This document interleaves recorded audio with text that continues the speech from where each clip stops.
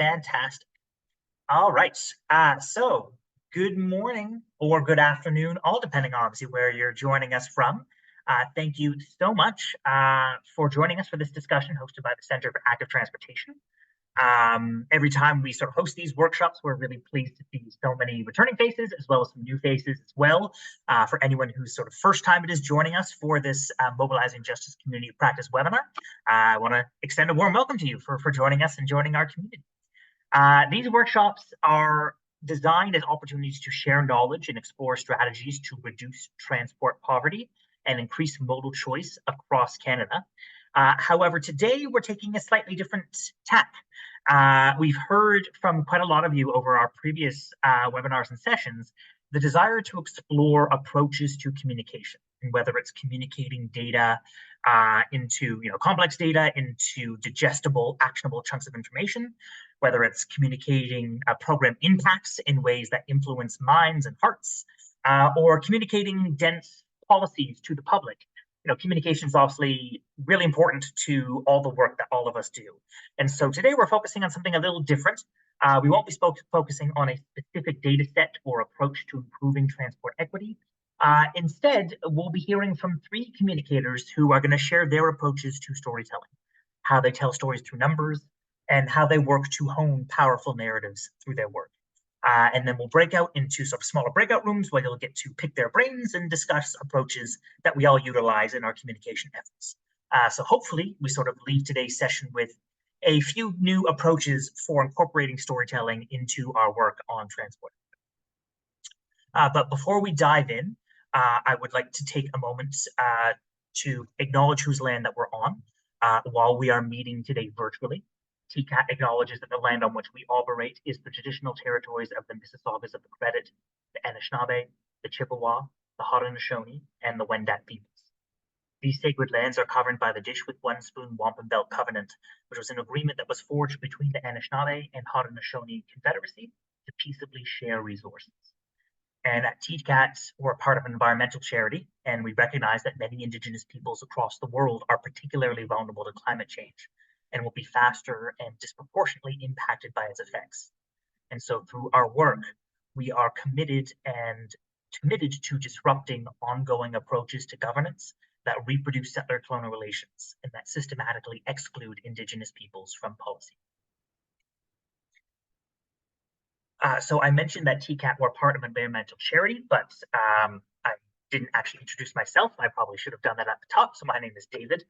I'm director of TCAT, the Center for Active Transportation. We're part of a environmental charity based in Toronto. We're the organization that hosts these convenings.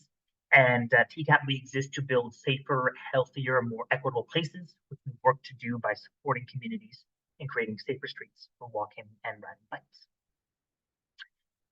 So just a quick agenda for today, so you know where we're headed. I'll start with just a brief introduction to the Mobilizing Justice project, as well as an icebreaker.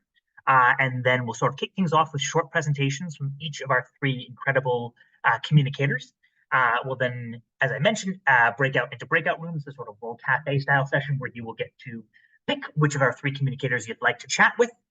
We'll then have 20 minutes where we can chat with those communicators in smaller breakout rooms.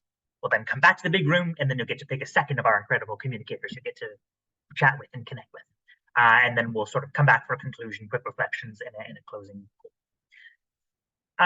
So with that, let's dive in. So we convene these webinars as part of the Mobilizing Justice Initiative, which is a 5-year project and intersectoral partnership between 33 academics, 14 government agencies, 7 transportation companies, and 7 nonprofits. So it's a very broad, large nationwide coalition that exists to better understand and recognize transportation inequities in and across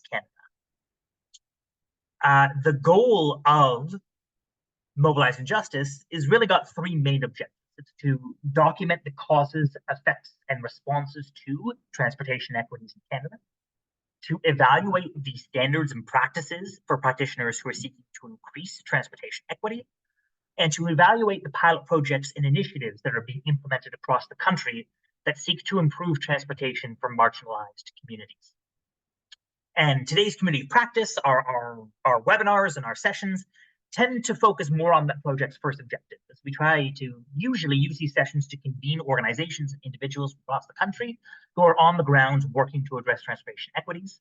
And our hope and goal is that through these sessions, we can build better collective understanding of the causes and responses to transportation poverty, and hopefully to build better two-way communication between organizations and researchers. And if you're curious about the breadth of the work that Mobilizing Justice is taking place, I encourage you to check out the project website, mobilizingjustice.ca, which I will also pop into the chat. But I also want to sort of, again, recognize that today's session is not as much about documenting the work that organizations are doing on the ground, nor as much about building the two-way communications, but it's hopefully about providing some tools and some approaches for community organizations, for practitioners, for researchers to be able to implement in their work. So again, a little bit of a different tack today.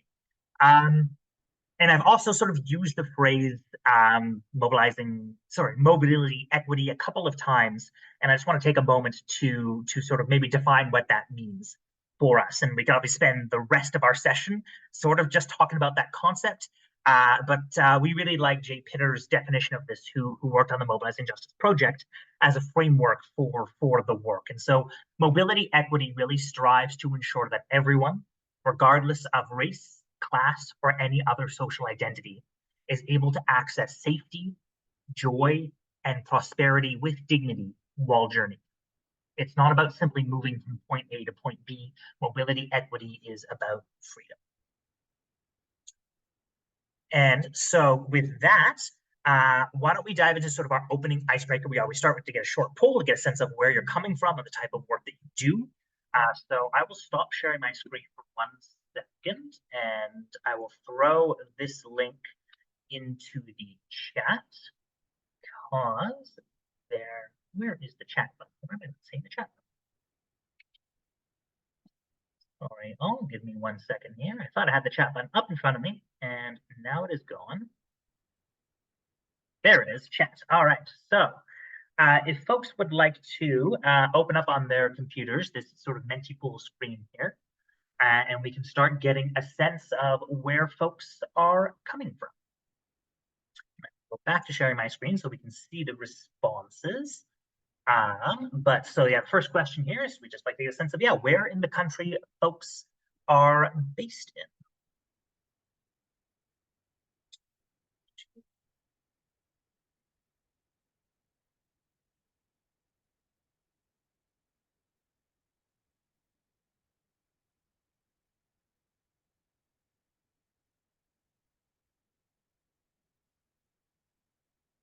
Awesome. So seeing again, typically a lot of folks from Ontario, but also great to see folks from coast to coast as well. Give another couple of seconds. Answer this. Newfoundland. Elizabeth, thank you for calling that out. We'll definitely update this poll from next month to make sure it's Newfoundland and Labrador. Thank you for that. And okay, so our next question: what mode of transportation do you usually tend to work on?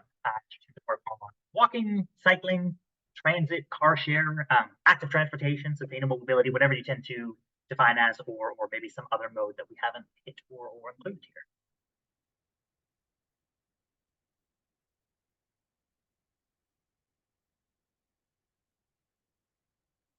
And if you do happen to work on the other and you want to throw in the chat and let us know what sort of mode you work on, that'd be great too.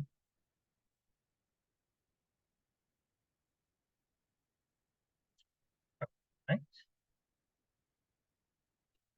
So our next question, what is the type of built environment do you work in? It's always good to get a sense of folks who are working more in urban areas, rural areas, suburban areas, or some sort of combination of both.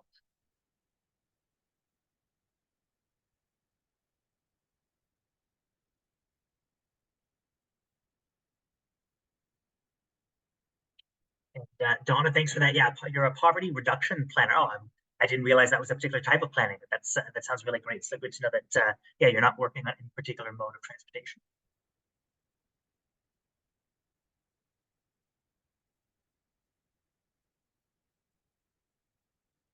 All right, give it another second or two.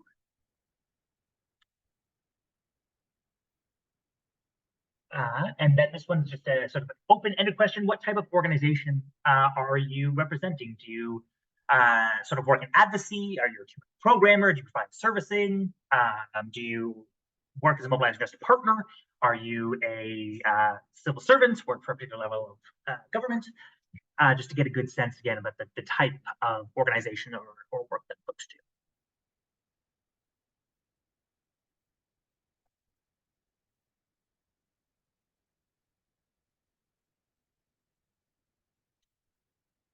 As always, they're often we're seeing a nice sort of combination of folks from working in governments, in community programming, advocacy, and the research and academic space.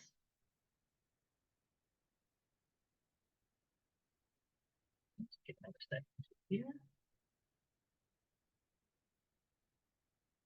Okay. And then just so we can get a sense, have you attended a previous Mobilizing Justice community practice session before?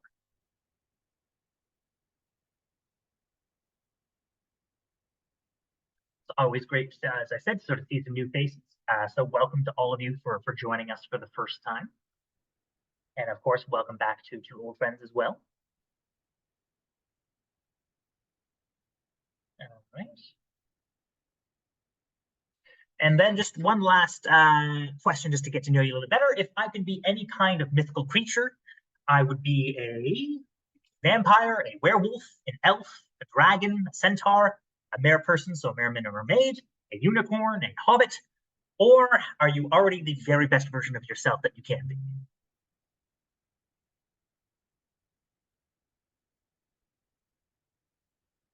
Gotta say, I thought there would be more love for the vampire, but interesting. Maybe none of us are particularly interested in immortality, which is probably a healthy thing, I would guess. Also, as far as health goes, great seeing so many folks are already the best version of themselves. All right. It's always great to know what people's sort of favorite mythical creatures are. I will sort of stop sharing my screen here, and we can sort of move on to our presentation. So again, welcome everyone. Thanks for joining us.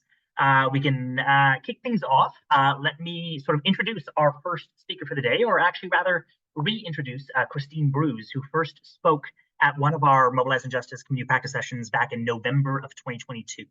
So Christine, welcome back. Christine is a woman who wears many hats. She is an Indigenous Métis mother of one from Winnipeg, Manitoba.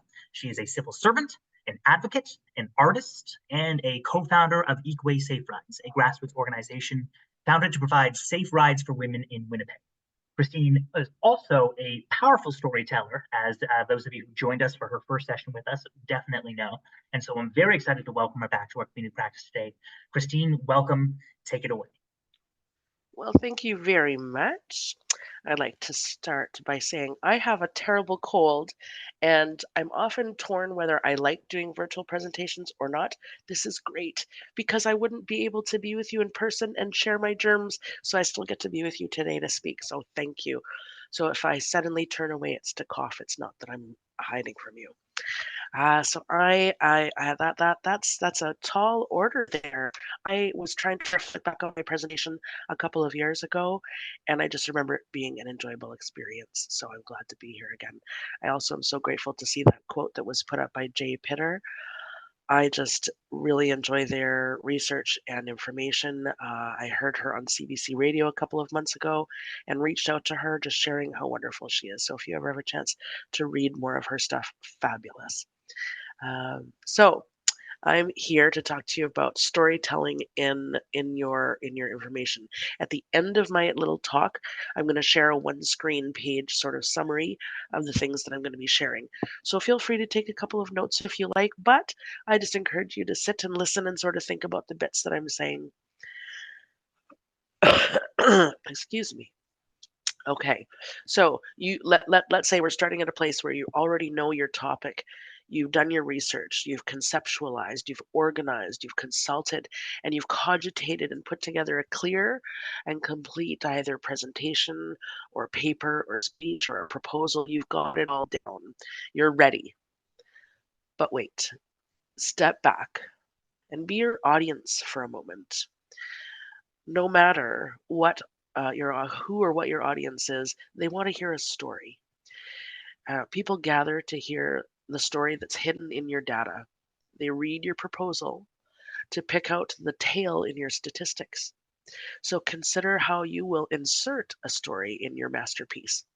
So first consider what the entire body of your work says. Try and summarize it in your mind literally into less than the elevator pitch that we talk about, but into one or two sentences. What is this that you are demonstrating, conveying? Next, relate it to an actual story, just in your head or on scratch paper, but what brought you to the topic maybe? Or is there a story of somebody engaging in your data or your plans that you can reflect on that isn't something that you would normally report with statistics or numbers, but an actual story to tell? If you can't think of a story to tell about others, maybe what brought you to this, or what was enlightening to you, or what caught your ear, but think of a story to tell. Next, write that story out in a separate place, separate from the content of your work. Include emotions as you're writing. Um, relate to the topic, emotions that relate to the topic. So if your story is humorous, focus on putting in a couple of pleasant or fun things, but relate the humor to your topic. Sorry, the emotion to your topic. It might not be humor, it might be seriousness or shock or disgust. And at the end, I'll also give you a summary of a story that I told in a public place in my data and how that fit in. Uh, Next, consider the story, condense the story to only the essential information because we're gathered for a good time, not a long time.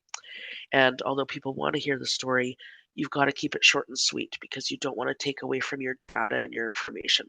So write the full story out, but then take out all the unnecessary bits. Keep in the emotion, keep in the key phrases, uh, and find a catchphrase. So in the story, look for a catchphrase that'll stick with the listener, and you'll need to use that catchphrase later. I'll get to that in a second. So now, how do you insert your story? Um, I often will just interrupt myself and literally say, "Let me tell you a story about a person or a situation," and then I go into that little story. So when do you insert your story? Either right away at the very beginning. I've done some presentations where it's almost like a role play where I'm two different people talking back and forth to myself, telling a story of an interaction that was illustrating of the data I was about to present.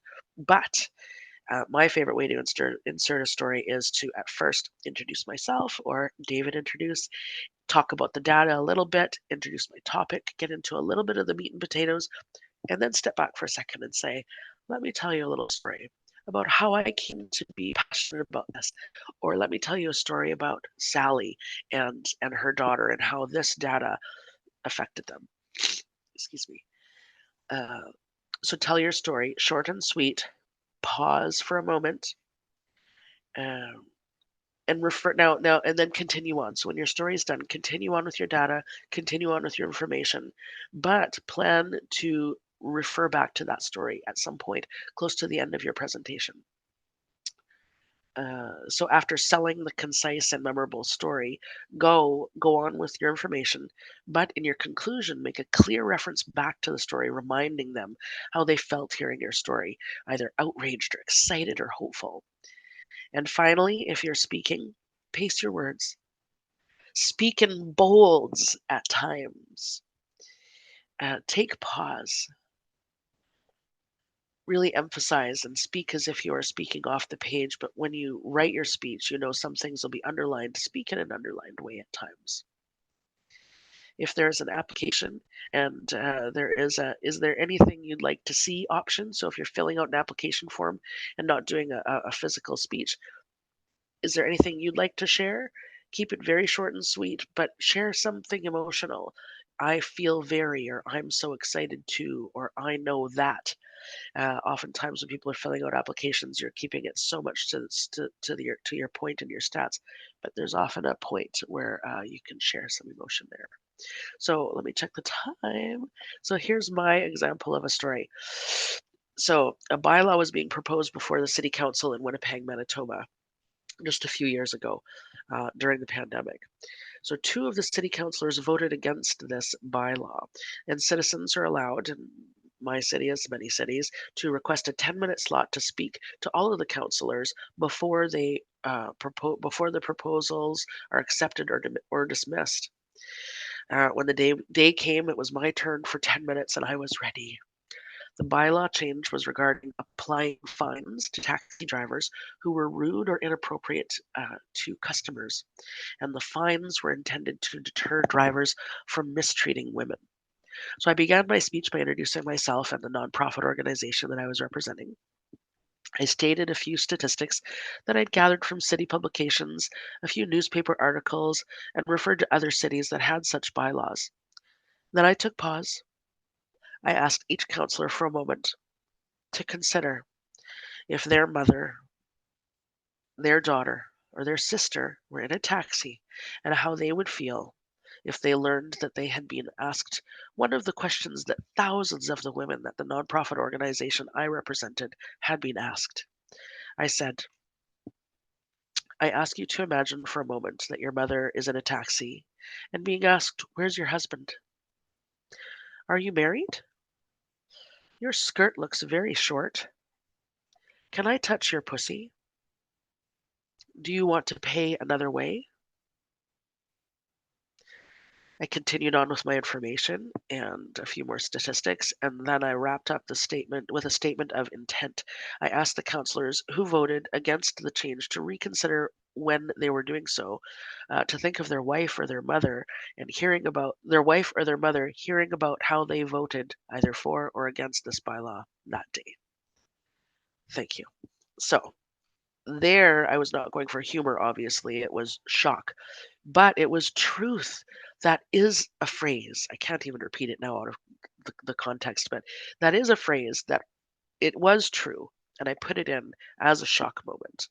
Uh, so, to summarize, storytelling as an advocacy tool is magical, in my opinion. It's like adding icing to a cake. You just need to consider what flavor you'll be applying. Either it's humor or shock or excitement, etc. So thank you. And with that, I'm going to share my screen where I had a couple of summaries of the things I discussed. Now let's see.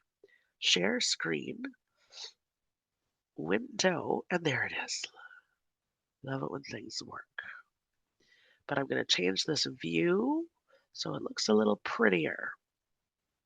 So if anybody wants this page, my email address is at the bottom and I can send it to you. So I'm not going to read through it because it's exactly what I just spoke about, summarized into two different sections. Finding your story is the hardest part, and just some consideration points there. And then inserting your story, the mechanics of where you can put it, but always take that teeny tidbit out and refer back at some point at the end so that it brings forward that emotion again. And I'll scroll a tiny bit more so my email address shows at the very bottom there. And I liked this image I added in there because you see these three people leaning forward and listening. So thrilling when people are engaged. And imagine folks sitting back, ready to hear your statistics and your data and your research, sitting back, taking it in. When you start telling that story within a sentence, often people will lean in. It's magical. So that is all I have to share today. Thank you so much, and I hope to see you in the breakout groups and we can chat more about this. And I'd love to hear your experiences. Thank you.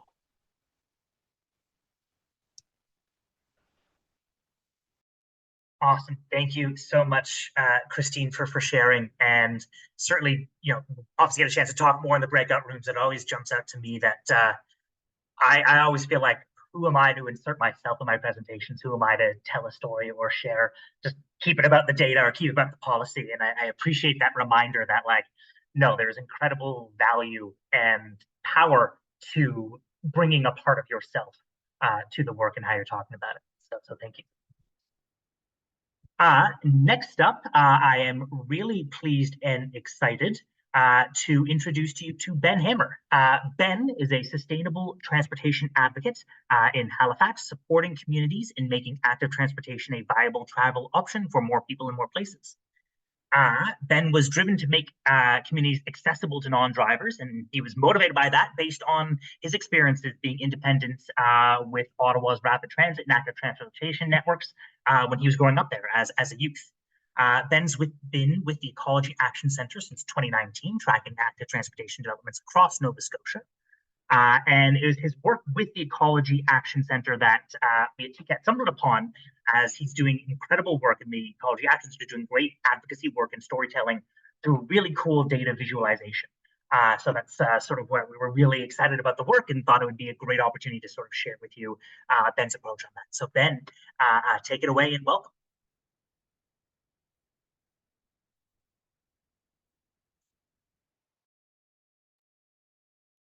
Mic's working, screen visible? Excellent. So I'm here to talk about digesting data for decision makers. In other words, storytelling through numbers. For me, it started with slacktivism. Well, so many of my peers were skipping school on their 16th birthday to get their learner permit. I opted out of driving entirely, hoping that it would signal a need to someone somewhere that we need to invest more in mass transportation. It was a naive. Ben, your audio's cutting out a little bit.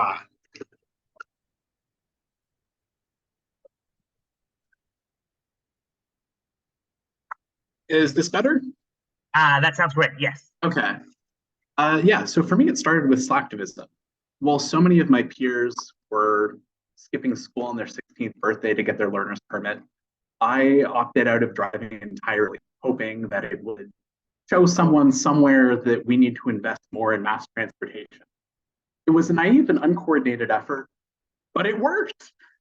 A couple of years later, Via Rail appointed a CEO who recognized that Canadian youth are not getting driver's licenses at the rates they used to.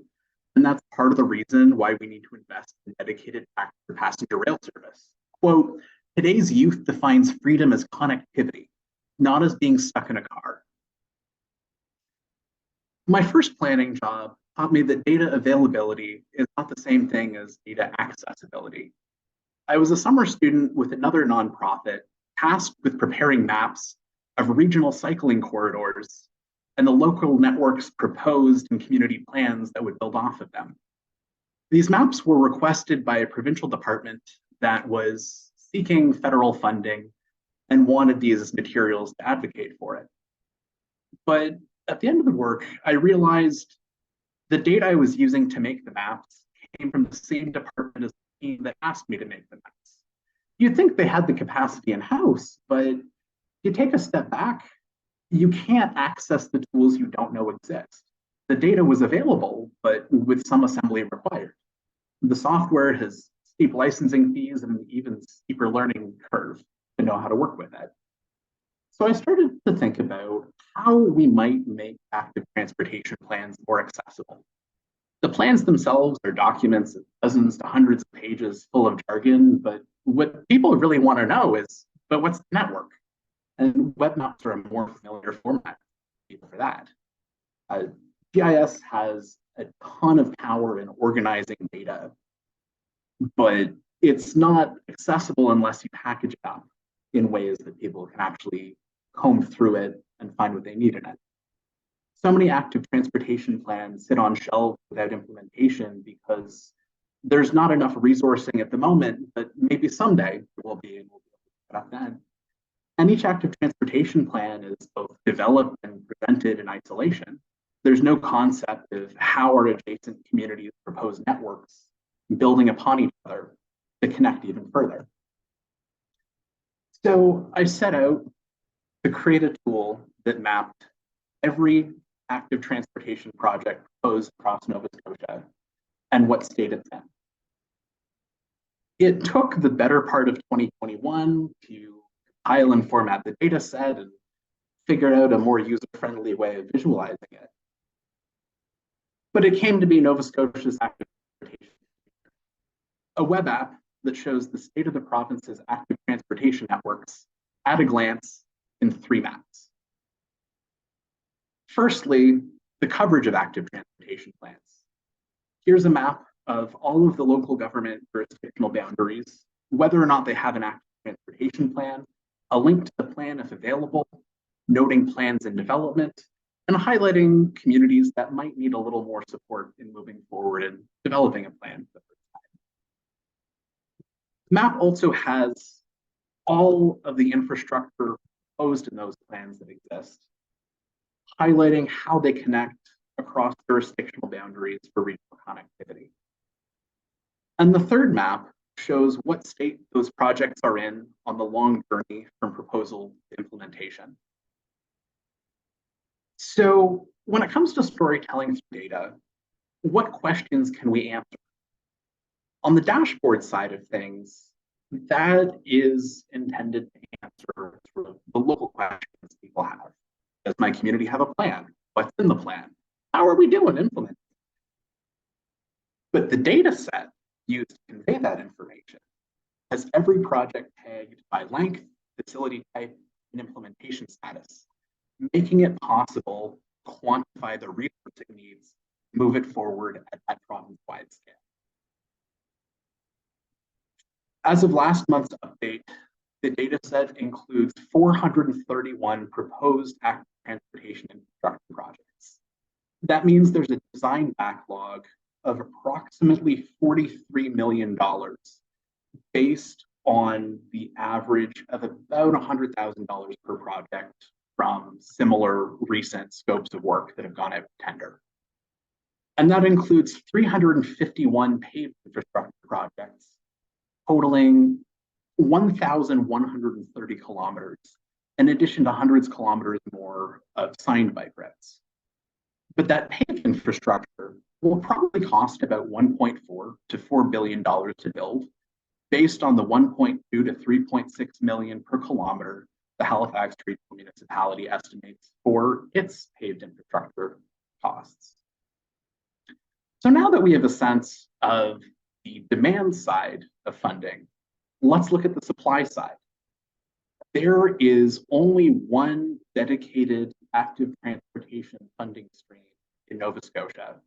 And here is how much they've distributed each fiscal year for the past decade, both the nominal and inflation adjusted amount for 2024 Canadian dollars. Now, what happens if we add the design backlog to that graph?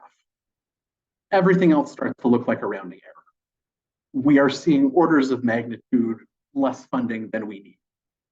And if you factor in the construction costs projected ahead, then even the design backlog starts to look like a rounding error. If current funding trends continue, we probably won't see AT investment from Nova Scotia after fiscal 26, 27, or 28, 29. But if we revisit that big price tag of $1.4 to $4 billion to build it, and consider that that is a network of mass transportation serving a population over 1 million, that's pretty in line with other parts of Canada that have spent billions of dollars for dozens of kilometers of light rail in urban centers. This is a project that serves a similar size population base at a similar price tag, but 100 times more network distance, connecting more communities and more destinations. It's a big number to swallow, but the Nova Scotia Active Transportation Future Dashboard breaks down the hundreds of projects across dozens of communities included in that big figure, and lets people see that is how it affects my community. This is what's in it locally for me. So the key takeaways I want to leave you with is start by seeing what data is available. There are many open data portals, new data is added each day, and many have the ability to request data sets you don't find yet. So explore and see what's out there. Once you've seen what data is there, identify what questions you can answer with your data available. Sometimes they might not be the questions you're trying to answer, but what questions are you able to answer? Also, find your denominator or frame of reference. If you look at a system and compare it to things similar in cost, that provides for similar needs for a similar audience, for similar population. Different modes can start to look similar.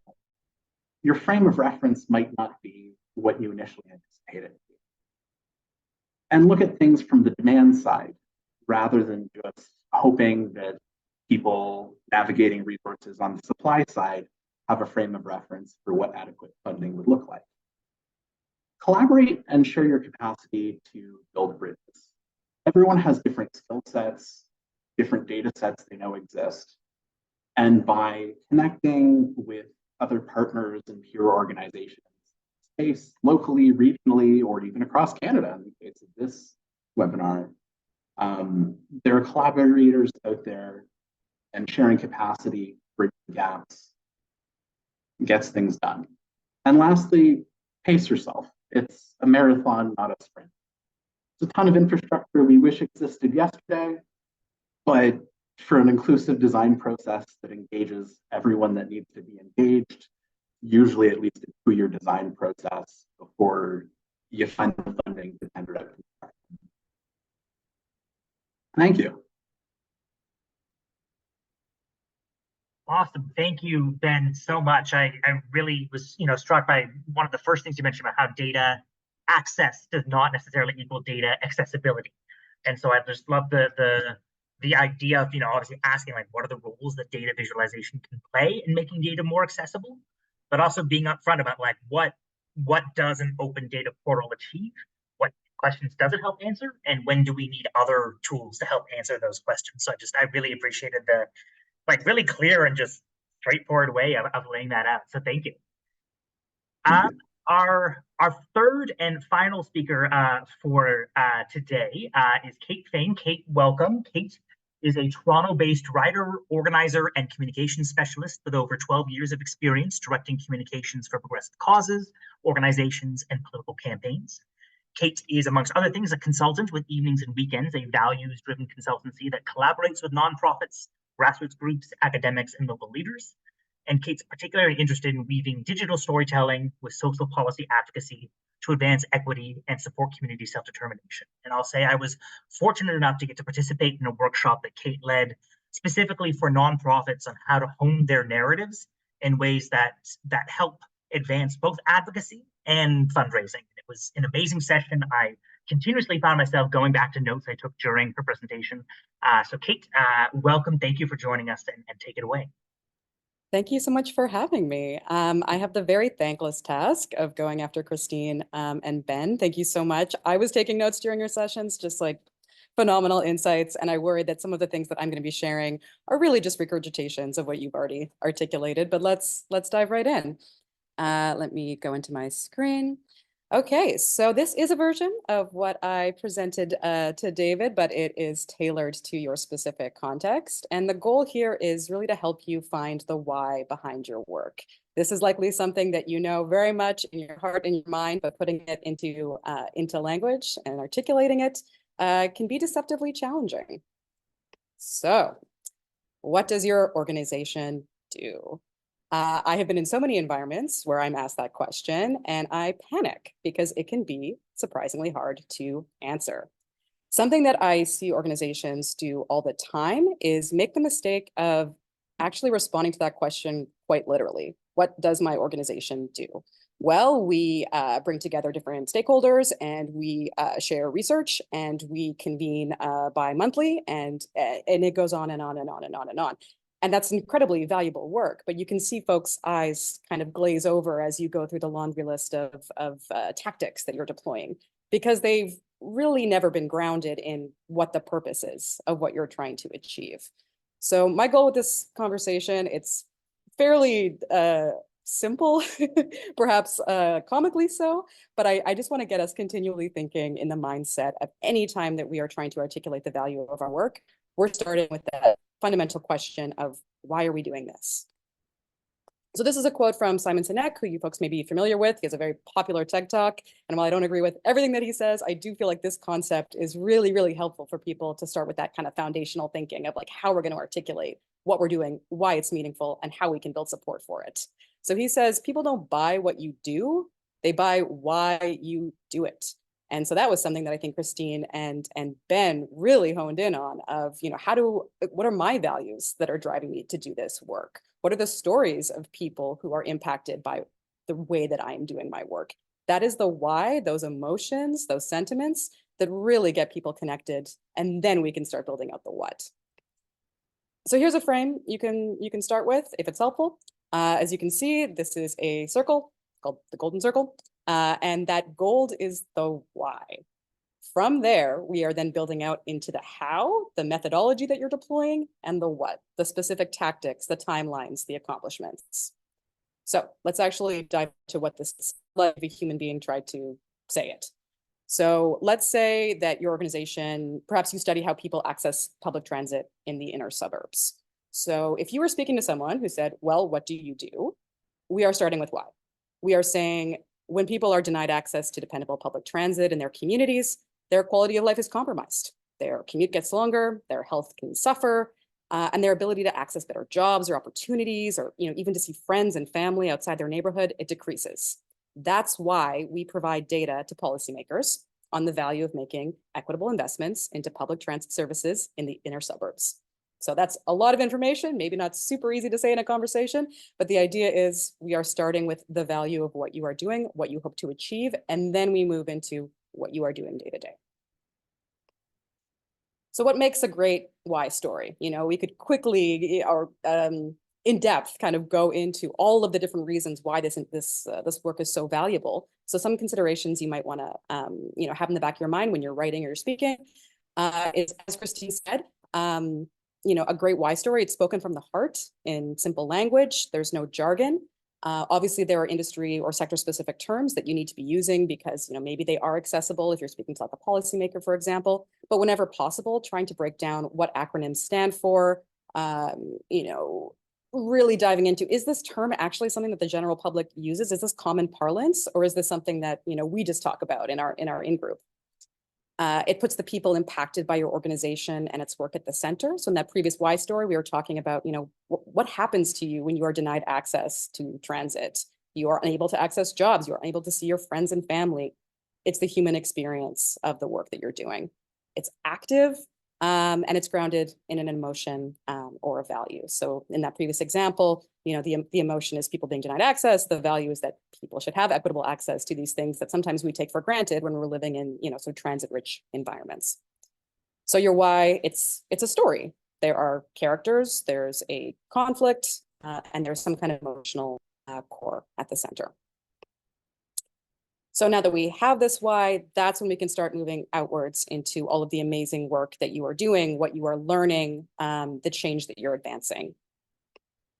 So when we're getting into the how, this is, all the incredible work that like Ben is doing, for example. We're measuring transit ridership, infrastructure data, traffic volumes, business lists to make sure that transit investments in our city are accessible to people. So we are still connecting it back to that broader value, goal, vision, that why.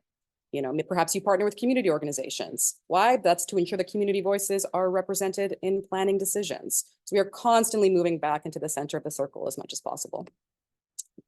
Finally, that's when we're getting into the what. So this is the one that it's so easy to jump to because, this is maybe the most like urgent or emergent things that you're working on or the opportunities that you're identifying. And those are really important to communicate once you've set that foundation. So what have you learned or accomplished in your work? What kind of projects are you focusing on? What impacts have you achieved? And once again, we can look back. When we have created this data-driven dashboard, we have seen that we have been able to meet our goal of achieving X, X, and X. Some more examples, I hear this all the time of, we've got this new report, we've got this new partnership, or, this is the story of why we're created. And it's, we have to say these things because, the executive director said it's really important that we talk about the history and the partnerships that came together to, build our organization. And it could be, as long as we've, again, established that why story is really important. It could be like, we have learned that through collaborating with partners in, different sectors and spheres or like research specialties, that's how we can create the change that we want to see. So anytime someone tells you to, publicize something, push something out, connect it back. I'm very repetitive.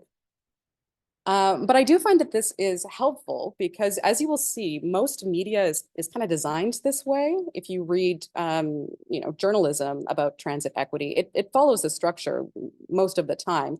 Here's just a quick example I found around transit equity topics, starting off with a character, a human being, Diana, and the challenges of her commute due to, various systemic factors. Once we are located in her experience and how this led her to have anxiety attacks, public health impacts, then we can move into sort of the broader research, like with the trends that we're observing.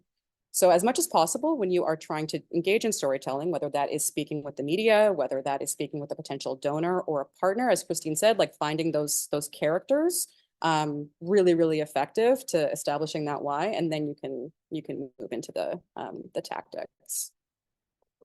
So here are some other ways that you can like really build out that why in a more meaningful, nuanced way. So yeah, it's about sharing those stories of individuals who've been directly impacted.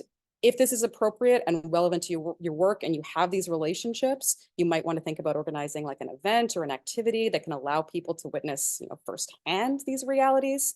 And perhaps maybe the positive changes that are being made as a result of your work or the trends that you're observing. Again, if you've kind of already got that foundation and you're advocates in the community who you have relationships with who can speak to that, it's a great way to build out that tale. If you don't, if your research perhaps is really about sort of historical data and you don't maybe have access to community voices, it's just like the previous presenter said, you can definitely locate yourself in a story. Like we're all drawn to this work for a variety of reasons. I also don't have a driver's license, never had. What drew you to your organization? What aspects of the work most excite you? What powerful experiences have you had or you observed when you are doing this work? Like what gets you excited in the morning? If you are excited, people will be excited. So, feel free to humanize things as much as possible. And then here's where we are focusing on making that connection, building that relationship. So this, could be like a one-on-one conversation, but it's also a good thing to have in mind when you're just writing, because at the end of the day, we are writing for human beings to read. So let us always consider our audience. What values might you both share? So even if folks know absolutely nothing about transit planning, they probably also believe that equity is really important for us to structurally embed in the planning of our cities. This is now their why, and we can hone in on that. We can build that connection. And we can think about what role they might want to play in this story. So people are not passive members of an audience. We are not broadcasting to them. We are continually creating opportunities for people to be part of the work that you are doing. So whether that is, donating, volunteering, expressing interest, inviting you to panels, like whatever your goal is, how can you make that really attractive? And usually it's by connecting over that shared value. So in conclusion, you are so tired of hearing this at this point, but this is the end. Start with why, move into how, then to what, connected back to the why. And it might be effective for you. And that is the end.